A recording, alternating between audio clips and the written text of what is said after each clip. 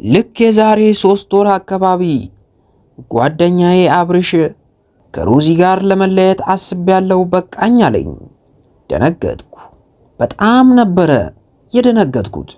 ለምን ቢባል ከማውቃቸው ትዳሮች ሁሉ በትዳር ላይ በጎ እምነት እንዲኖረኝ ያደረገኝ የነርሱ ትዳር ነበር። ይህ ትዳር ከፈረሰማ እግዚአብሔር ራሱ በቃ በዚህ ምድር ላይ አንድ እንኳ አስታራቂ ትዳር የለምን ብሎ ምድርን በውሃ በእሳት ወይም በካልቾ ጠልዞ የሚያጠፋት መሰለኝ። ወደ ቤታቸው ሄድኩና ሁለቱንም በስርዓት ቁጭ አድርጌ ጠየቅኳቸው። ምንድነው የምሰማው? ስንቱ በእናንተ ምክንያት ትዳር ውስጥ ተዘፍቆ እያለ አሁን እናንተ ብትለያዩ። ገና ሳልጨርስ አብርሽ በቃኝ አልቻልኩ። ይኸው ከለውጡ በኋላ ዛሬ ገና ፊቷን አየሁት። ሁሌም ሩጫ ነው። ልጆቿ ጋር ናት። እነሱን ላስተኛ ብላ በዚያው መተኛት ነው። በቃ እኔ አላያትም። ከተለያየን ቆየን እኮ ፍቅሯ ሞቷል አለ በምሬት።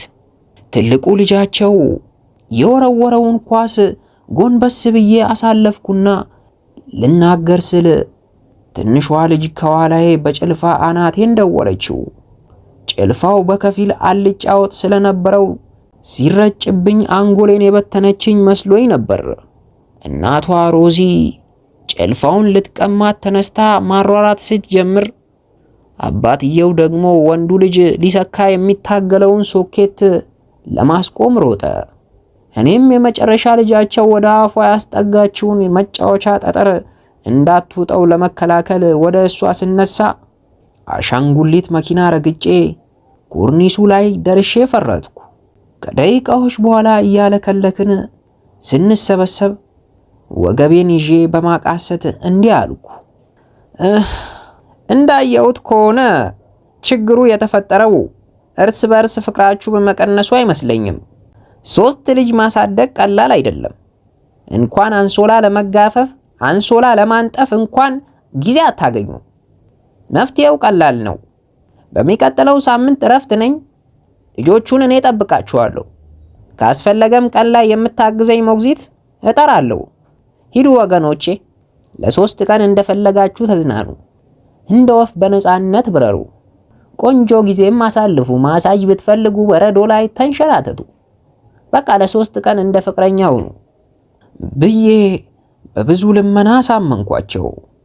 ከምንኖርበት ከተማ 2 ሰዓት ያክል ወደምትርቅ ከተማ ብዙ አደራ ጥለውልኝ ተያይዘው ሄዱ። ያው ልጆቹ ጋር እንዴት እንዳሳለፍኩ ከመናገር ልቆጠብና ግን ከእግሬ ጥፍሬ እስከ መጨረሻዋ ህዋሴ ድረስ ስትራፖ ይዞኝ ነበር። በሩ ላይ ባለው መስታወት ራሴን አይቼ ሌላ ሰው ውጪ የቆመ መስሎኝ ራሴን ለማስገባት በር የከፈትኩበትም ጊዜ ነበር። ብቻ ምን አለፋችሁ ተዝናንተው ፍቅር በፍቅር ሆነው ሲመለሱ እነማን እንደነበሩም ረስቼ ነበር። ልጅ ማሳደግ በነፍስም በስጋም በመንፈስም እንደ ጌሾ መውቀትን ይጠይቃል። የፍቺው ወሬውም በዚያው ቀረ። ለራሴም ከፍ ያለ ኩራት ተሰማኝ። ዛሬ ከ3 ወር በኋላ ደወለልኝ አብርሽ። ድምፁ ቅርዝዝ ብሏል። ሰላም ነው አልኩት። ምን ሰላም አለ እባክህ አለኝ። ምን ነው አልኩት። ሮዚ ያረገዘች። አዎ 3 ወራ ነው። በውስጤ ይህ ህዝብ ተዝናና ሲባል በጣም ነው እንዴ የሚዝናናው? አይ መርዳት፣ አይ መርዳት፣ መርዳት ሌላ ችግር መፍጠር ነው እያልኩ በውስጤ በዝግታ እንዲህ አልኩት። አይዞ ልጅ ጸጋ ነው አልኩት።